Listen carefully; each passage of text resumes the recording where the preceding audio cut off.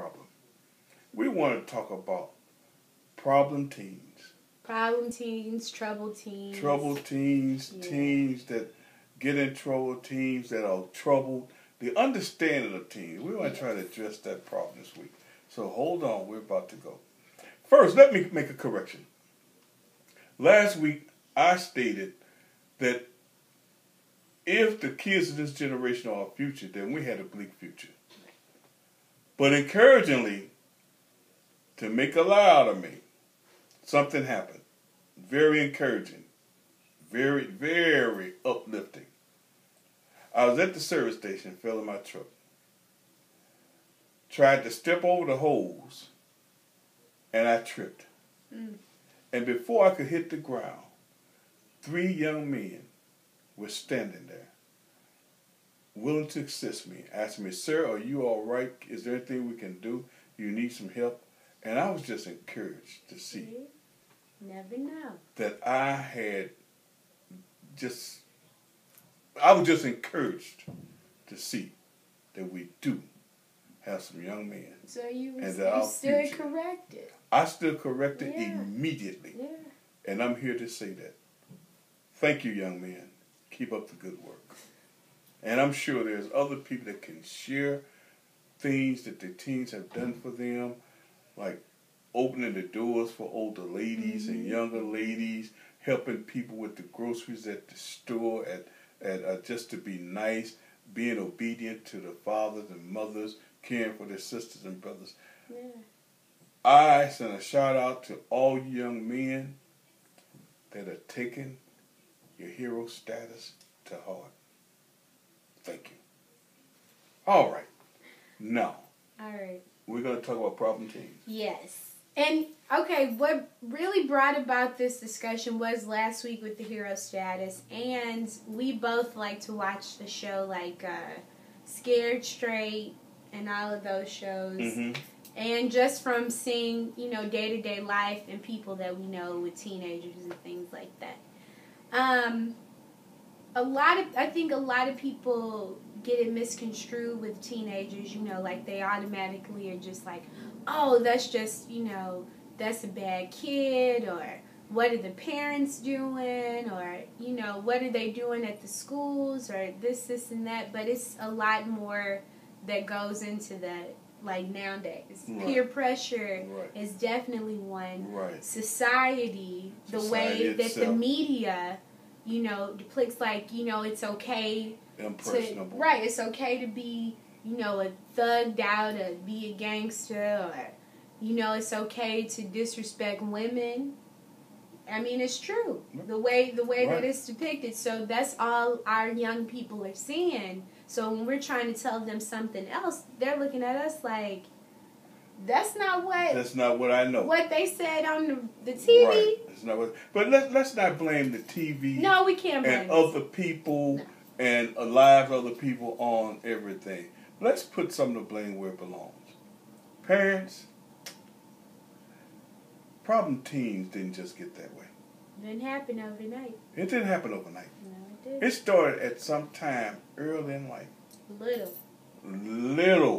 bitty kid. Starting up. Yes, sir. And we say, well, I didn't discipline my child because the law says I can't do it. The law says you can't beat your child. It didn't say you couldn't discipline them. And discipline comes in many different ways. All right? I can even use an example. Growing up, like with my dad has never hit me. Like, never. In my whole life. You haven't. I didn't.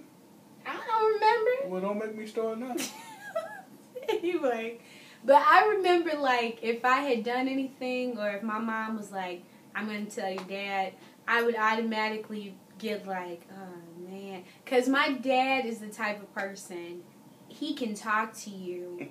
I'm serious. He can talk to you and you wish, like, just hit me. Just, hit me already. Because I don't want to have to sit through this whole lecture and then I feel bad because you're disappointed and all this. But that's how like, but it didn't just happen when I was a teenager. When I was a little kid, Right. He made sure, like, if I did something, it was like, hey, you don't do that. That's not what we do. That's not what we say. You respect people. When I was little. Absolutely. You don't just start saying it when they're 9 and 10 about respecting people and don't disrespect your parents. Right. And that brings me to addressing the issues and the problems. Yeah. And they didn't get their way overnight. You address those issues at the time they occur. Yeah. And again, that don't mean punishment, corporal, capital punishment. Like she said, talking to them sometimes, woo, they can't stand to sit still. No. If they're active. I didn't like But you talk to them. And you don't talk to them where they are sometimes. I remember her mother saying to me one day, you talking to her like she understands. And my reply to your mother is, someday she will. And I did. Someday she will. Even when you're that little, you don't know exactly all the words they're telling you, but you can tell in their tone that somebody means like, okay, this is important. This is what you need to be doing. This is where I want you to be. Yes. Yeah. This is where I want you to be. Yeah. You know, and the Bible says that Jesus met us where we were and led us to where we ought to be. That should be a lesson. It's true. He leads us even now to where he wants us to be, where we should be, to enjoy the fruits of heaven. So we should do our kids the same way. Yeah. But we need to know where we want to lead them. We can't just get up in the morning and say, I want to tell them about this. There's something that you should know, that you should have in your life, the path that you're following, that So be they can attractive to follow them. you. That they say, I want to be like my dad, I want to be like my uncle, I want to be like my mom, I want to be like somebody. And make it where they can be. Yeah. Don't ever tell your child, you ain't going to never be nothing. Or you aren't anything. That's your or child. your dreams are unrealistic. That's your child. Yeah. Don't ever say to teenagers, what do you know about having hurt feelings? What do you know about love? What do you know about having problems?